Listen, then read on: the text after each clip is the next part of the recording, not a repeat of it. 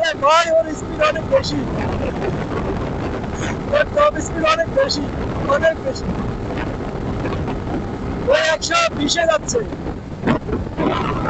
আরো টান দিচ্ছে, সেই টান, সেই টান দিচ্ছে, সেই টান।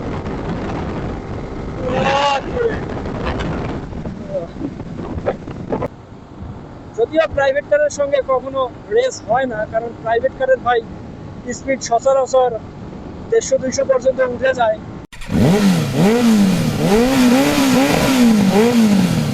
এই প্রাইভেট কার আমার সাথে রেস করতেছে, রেস, বুঝছেন? যদিও ক্যামেরাটা হেলমেটে মাউন্ট করাই ছিল, এই জন্য ব্লগটা করতে পারতেছি। দেখি আজকে এই প্রাইভেট কারের সাথে রেস হবে জিক্সার মনোটন বাইক দিয়ে। যদিও রোডটা ভালো না, ওর জন্য ঠিক আছে, ওর যেহেতু 4 চাকা, কিন্তু আমার যেহেতু 2 চাকা, আসলে ওর সাথে রেস করে পারবো কিনা এটা আমি জানি না। যদিও জিক্সার মনোটন থেকে টপ স্পিড পাওয়া যায় 125 থেকে হাইয়েস্ট 130 পর্যন্ত। তবে এই জিক্সার মনোটন বাইক দিয়ে ওর সাথে রেস খেলবো এখন। তবে দেখা যাক লাস্ট পর্যন্ত পারি কিনা। তবে রোডটা ভাই যথেষ্ট পরিমাণ ভাঙা, একটু ভালো রোড হলে করে ওভারটেক করার চেষ্টা করবো। ওরা বেশিরভাগ আমি ওভারটেক করতে চাই না, মাত্র একবার ওভারটেকিং করবো।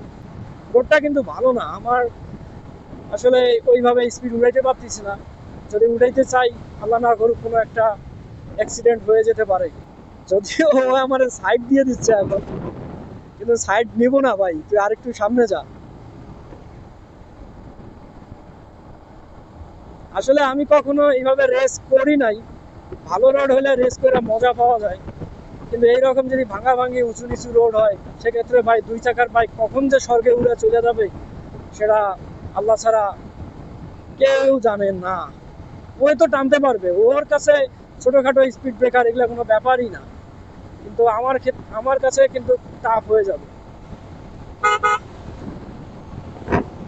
যাক দেখি, টান শুরু করি আগে।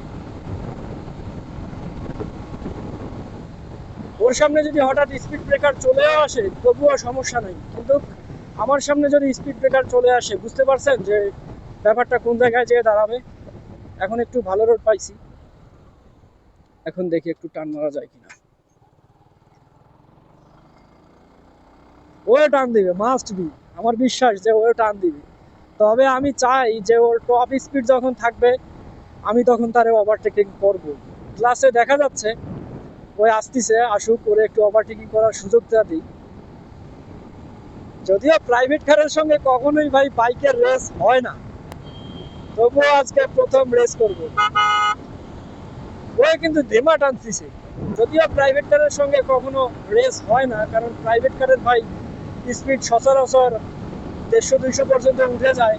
আর ওই প্রাইভেট কারের সিসি হলো 1800, ঢাকা মেট্রো গ। 100-এ টানতেছে ভাই, 100-এ। আমিও টানটা শুরু করে দিলাম। আমি 103 পর্যন্ত উঠাইছি, ওরা তো ধরতেই পারতেছি না।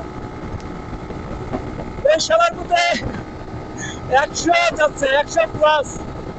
আমার বাইকের স্পিড 109, 112,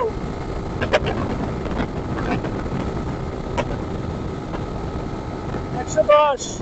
সামনে ভিড় আছে, এত স্পিড দেওয়া যাবে না। না রে ভাই, ওর সাথে মনে হয় পারবো না, ওর গতি অনেক অনেক। দেখি আরেকটা বার চেষ্টা করে দেখি, বলা যায় না। এই শালা চাপাই লিখে, আমি রেস খেলতেছি না ওর সাথে ভাই, আরেকবার রেস করবো দেখি। স্পিড ব্রেকার 3টা একসঙ্গে।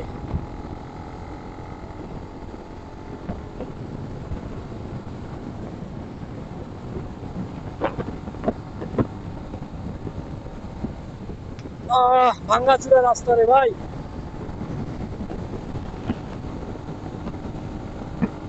ওরে একটা বার ওভারটেকিং করতে পারলেই তো ভালো লাগতো, কিন্তু সেটা মনে হয় আর পারবো না। শালার রোড ভালো না, মেন কথা হলো রোড ভালো না।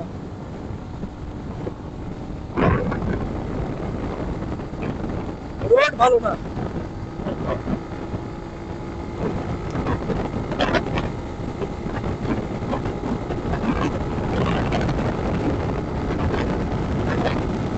আসলে 120-এ টান দিছে।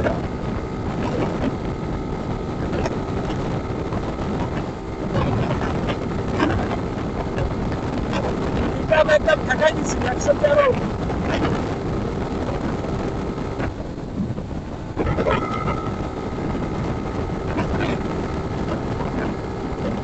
111। দেখছেন ভাঙা ভাঙি পিকার সাইডে দিতে হচ্ছে। 108।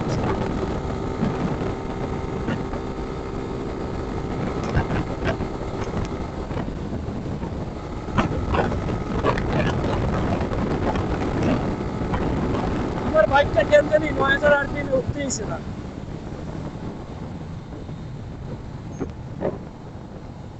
ওকে, না ওর সাথে পালান যাবে না ভাই, ওর স্পিড আছে অনেক।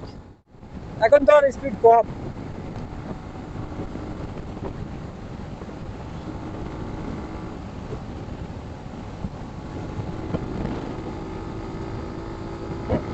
ঠেকাই দিছি, পিকআপ ঠেকাই দিছি। কারণ আরে ভাই ওর স্পিড অনেক বেশি, ওর টপ স্পিড অনেক বেশি, অনেক বেশি। ও 120-এ যাচ্ছে।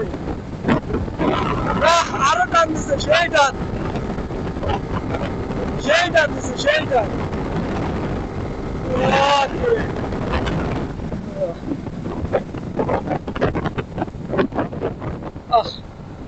পারা যাইতো বুঝছেন, লেলিন হয়ে থাকলে পারা যাইতো। আসলে আমার গেঞ্জিটা একটু ঢোলা তো,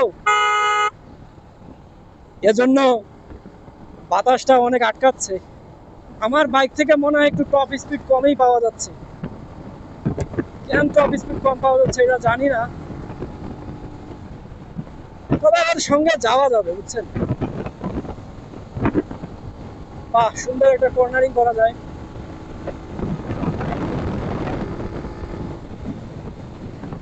আর বাইকটা যখন 110-এ রাইড করা হয়, পিকআপটা যখন ছাইড়া দিই ভাই, একটা সুন্দর স্মুথ সাউন্ড আসে, একটা সাউন্ড আসে।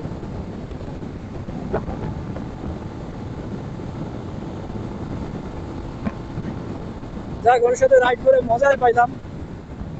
টপ স্পিডটাও চেক করা হয়তো, মেবি আমার বাইকটা যদি টপ স্পিড উঠানো যায় ধীরে ধীরে, আমি মনে করি যে 120-22 এরকম হয়তো বা পাবো। যাক, সবাই ভালো থাকবেন।